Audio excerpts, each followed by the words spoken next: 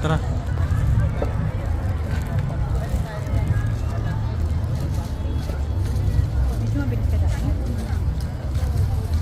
Food court. Yan o, mga food court. Yan. Para tayo nasa Pilipinas.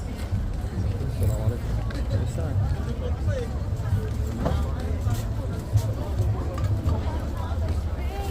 Meron pa dito. Tayo sa Pinas. Yung mga ihaw-ihaw sila dito.